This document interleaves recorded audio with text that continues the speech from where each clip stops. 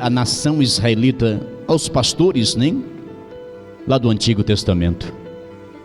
Ele está referindo aqui àqueles pastores que cuidam mal do rebanho de Cristo Jesus.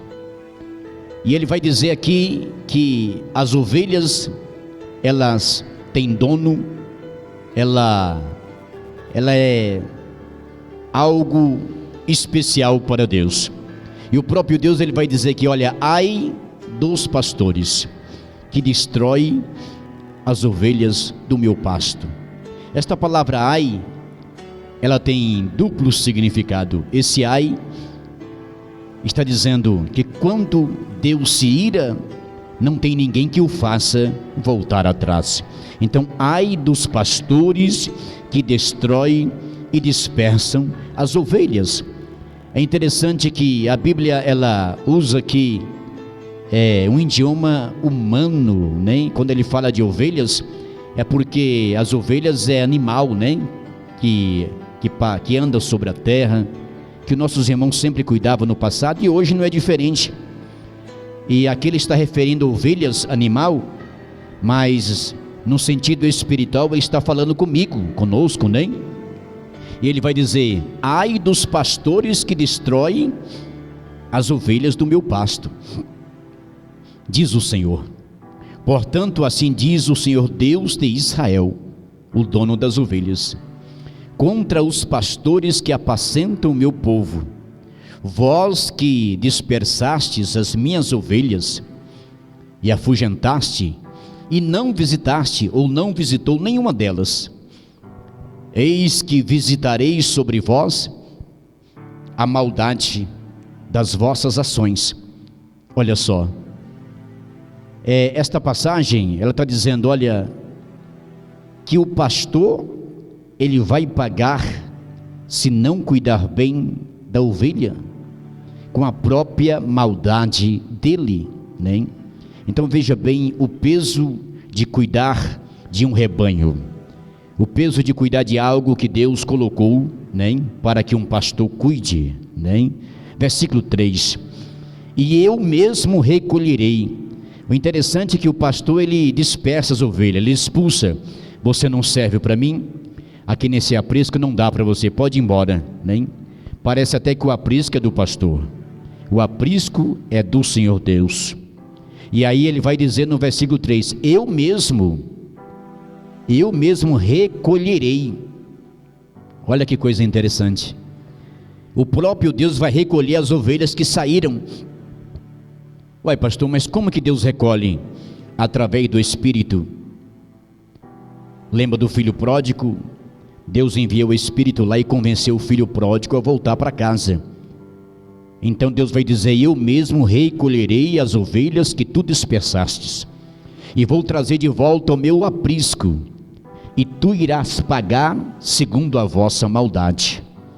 Versículo 3: e eu mesmo recolherei o restante das minhas ovelhas de todas as terras para onde as ida. Eu vou enviar o meu Espírito e vou recolher elas, eu vou trazer ela de volta, porque ela é minha, ela é propriedade peculiar minha, e a farei voltar aos seus apriscos, que ficarão, ou seja, prosperarão, e se multiplicarão, vai crescer, quando eu trazê-la de volta. Só que quem fez as minhas ovelhas ir embora, irá pagar. Versículo 4, aí ele continua dizendo, próprio Deus, isso aqui é Deus que está falando, queridos, com os pastores lá atrás: e levantarei sobre elas pastores que as apacentem. Quem que vai levantar? Deus. E levantarei, ou seja, eu vou colocar pastores que cuide delas para mim, e nunca mais temerão, nem se assombrarão, ou seja, nem vai ficar assustada como ficaram antes, né? E nenhuma delas faltará, diz o Senhor. Esta passagem, ela nos chama atenção, não só de pastores, como fala de pastores, está falando de liderança, né? Está falando de líderes, aqueles que cuidam, aqueles que Deus coloca para uma missão na sua obra. É interessante que na obra de Deus cada um tem a sua função. Se você for olhar no Antigo Testamento, você vai ver que Deus separou primeiro o sumo sacerdote, e depois ele vai e escolhe o sacerdote, depois ele escolhe o sacerdote levita, e cada um tinha uma função dentro da casa de Deus. O sacerdote era o pastor, o sacerdote levita é os diáconos, e assim por diante. Então cada um tinha a sua função. Tinha aqueles que tocavam, tinha a banda instrumental, né, para adorar a Deus, e hoje não é diferente. Então cada um que está à frente da obra, ele é líder sim de si próprio. Essa semana eu estava comentando com alguém, não me lembro quem, eu sei que eram irmãos aqui da igreja. Eu disse, não é bom ter líder na igreja a não ser só o pastor, porque sempre alguém vai deixar para o líder. Não, o líder se vira, o líder faz, o líder cobra minha vaga, o líder fica no meu lugar. E se você for olhar na Bíblia, só teve só um líder. Quem que era o líder de Israel? Moisés. Moisés não colocou mais ninguém, porque Deus não deixou. E os outros, pastor, como é que era? Cada um era líder de si próprio, né?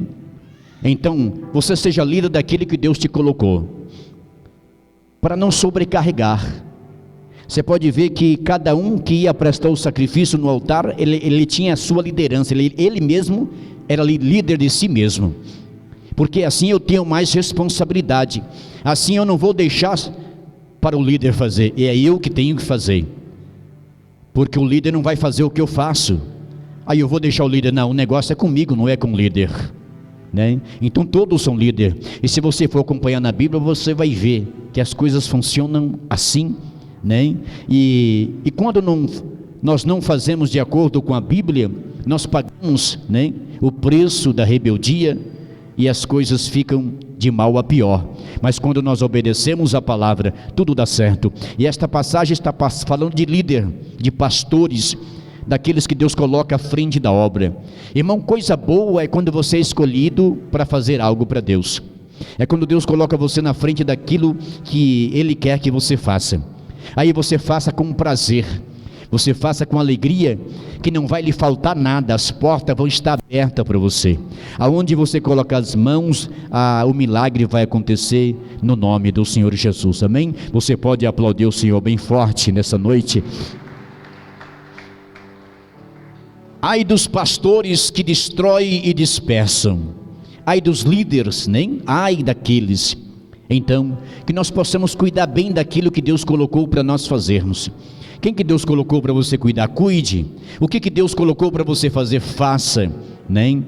Eu não sei se Deus está agradando, então eu vou te explicar como você faz para saber se Deus está agradando de você ou não.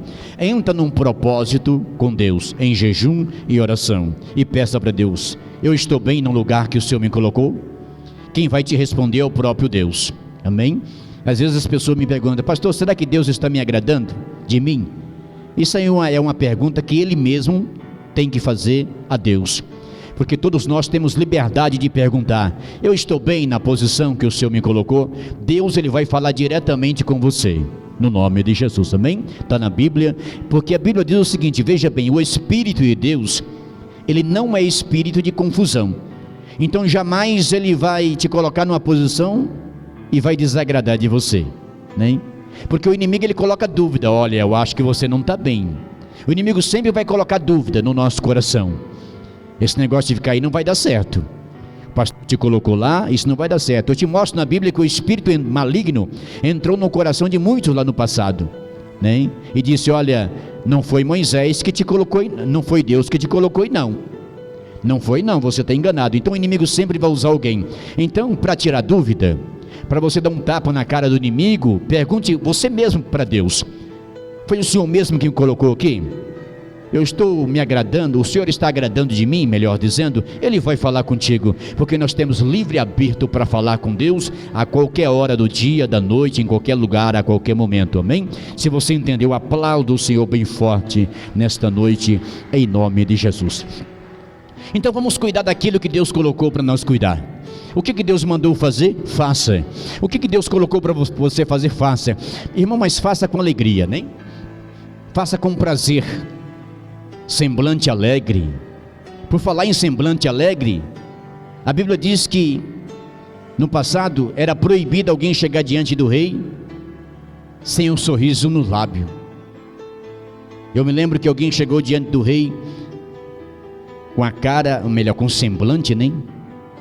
Semblante triste. O rei apontou o cetro e perguntou: o que houve? O que aconteceu? Qual é o motivo do semblante? Por que você está assim? Da mesma forma, Deus pergunta: o que aconteceu? O que há? O que passou contigo? Né? O rei, ele não quer saber se aconteceu o problema ou não. Ele quer saber que você serve a ele com alegria. Ué, pastor, mas não tem jeito, eu estou com cólica, estou com dor de barriga, dor de cabeça, dor na perna, dor nos nervos, na coluna, não amanheci bem. Mas Jesus, ele quer dizer o seguinte: sirva com alegria, eu te coloquei aí. Então adore a Deus num lugar que Deus te colocou. Não desista da posição ou da cadeira que Deus te colocou. Quando algo entrar no teu coração e dizer: não, eu vou desistir, eu acho que Deus não está me agradando, não acho não. Deus está agradando de você sim, senão você não estaria no lugar que você está, amém? Coloque esta palavra na tábua do teu coração e entenda uma coisa: tudo que se faça para Deus é com perfeição. Deus não aceita nada pela metade, Deus não aceita só um pouquinho, Deus aceita completo. Eu me lembro que o rei Saul, Deus mandou ele fazer uma obra, uma missão, ele foi e fez tudo pela metade. Você sabe o que Deus fez? Mandou o profeta ir lá na casa do rei e dizer o seguinte: só porque eu mandei fazer certinho e tu não fez, eu vou tomar a cadeira sua e vou colocar outro melhor do que você aí. Ele não precisava ouvir aquilo, ainda ouviu e perdeu a cadeira. Quem sentou na cadeira dele? Davi, porque era melhor. Irmãos, entenda uma coisa: Deus quer o melhor, Deus não quer mais ou menos. Se for para fazer mais ou menos, não faça. Chama o seu líder e diz: eu não vou fazer, eu vou largar, melhor, mas não faça. Ou faça 100% com perfeição, ou então entrega o seu cargo, mas não faça, porque Deus não se agrada. Você sabe por quê? Vou te explicar. Senão vai lhe trair a maldição sobre ti, maldição sobre aqueles que estão à sua volta, e além disso ainda vai ter que prestar conta diante de Deus. Então vamos fazer com perfeição, vamos adorar Deus com perfeição, não importa o problema, aleluia. Deus, ele é fiel, ele é poderoso, amém? Aplauda o Senhor bem forte nesta noite, em nome de Jesus. Eu vou louvar Deus nesta noite.